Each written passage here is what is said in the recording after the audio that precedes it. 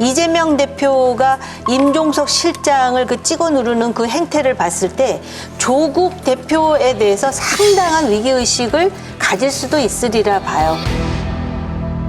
근데 조국 대표는 그것까지 간파해갖고 자기는 총선이 끝나도 절대 합당은 안 한다라는 식으로 미리 이제 그 선을 긋는 그런 상황까지 왔는데, 그래서 지금 가장 의문의 일패를 당한 존재는 오히려 이준석 개혁신당 대표가 아닐까. 제3지대에 대한 기대감이 있잖아요.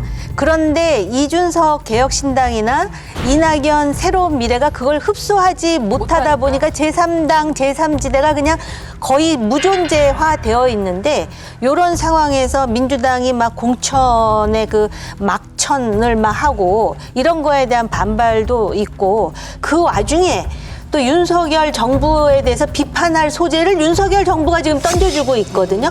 그러다 보니까 상대적으로 선명성이 강한 조국 혁신당에 대해서 많은 사람이 관심을 보이는데, 가장 중요한 거는 20대 지지도는 0%라는 거. 이건 조국 대표가 굉장히 뼈아프게 생각해야 될 부분인데 별로 반성하지 않는 것 같더라고요. 근데 저번에 손을 잡았을 때 예방했는데, 이제 조국 당대표로서 예방했는데 이재명 대표 잡았잖아요. 와서 손잡자니까 안 잡을 수 없는 거고, 실제 마음속으로는 상당히 꺼려졌을 거예요. 꺼려졌을 거고, 다만 이재명 대표는 조국 전 장관은 사법리스크가 빠르잖아요. 2심까지는 확정이 됐습니다. 3심 대법만 남았는데, 그러면 지금 조국 전 장관에게 쏠린, 예를 들어서 15%의 만약 지지율이라면 그 지지율을 껴안고 다시 가야 돼요. 대법원에서 유죄 확정 판결이 나면 피선거권이 제한되기 때문에 대선에 나올 수가 없거든요. 네. 그래서 적절한 그 정도의 거리를 이재명 대표로서는 유지할 수밖에 없다. 아니, 그런데 이재명 대표도 유죄 확정될 수 있죠. 여기는 좀 재판이 지금 아직 1심도 안 돼가지고 양승태 대법원장이 보여준 게 있습니다. 잘 버티면 5년 간다. 네. 최종 그 재판 결과까지 5년 걸렸거든요. 네. 대법원 확정 판결 날 때까지 꾸준히 미루고 증거 내고 막 가면 시간이 오래 걸립니다. 근데 조국 전 장관은 지금 꽤 빨라요. 그래서 2심까지 다 돼 있고 30만 남아있기 때문에.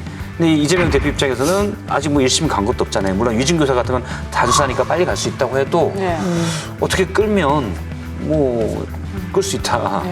그건 또 미지 영역이니까요. 지금 민주당의 공천으로 인한 파문이 있지 않습니까? 이걸 갖다가 거기서 떨어져 나가는 사람들을 묶어두는 댐의 역할을 좀 하는 것 같긴 해요. 방파제 같이. 방파제 같은 역할을 좀 하는 것 같기도 하고. 왜냐하면 이제 민주당 지지자들은 아니 왜 싸움을 못 하는 거야라고 했을 때 이재명 대표 같은 경우에는 윤석열 대통령하고 싸울 수 있을지 몰라도 한동훈하고 딱 한 번번이 안 되거든. 여기에 대한 그 억울함들, 답답함들 이게 막 잠재되어 있는 이 사람들이 화끈하게 질러주는 당이 나오니까 글로 확 가는 측면도 있고, 또 다른 한편은 뭐냐면 이거 친명 일색 공천이지 않습니까? 거기서 이제 불만을 가진 사람들이 아주 전혀 다른 이유로 이건 또 아닌 것 같아. 그렇다고 우리가 저쪽으로 갈 수도 없고 라고 하다 보니까 여기 일시적으로 모여있는 이런 측면이 좀 있는 것 같고, 또 하나 변수는 저는 것 같아요. 제1당 문제거든요. 1당 문제고, 지금 아마도 조국 신당을 지지하는 그 사람들도 결국은 둘이 하나가 될 거다라는 생각을 할 거예요. 그래서 안심하고 찍어줄 수 있는 거다라는 건데, 조국 그 대표는 뭐라 그러시면 합당은 없다라고 얘기를 했거든요. 그래서 그게 또 간단치만은 않을 거다. 그래서 아마 민주당에서는 상당히 좀 떨떠름할 겁니다. 이거 당장은 뭐 나쁘지 않은 것 같은데 이게 장기적으로 어떨까라는 뭔가 딜레마 같은 상황에 좀 빠져 있는 것 같아요.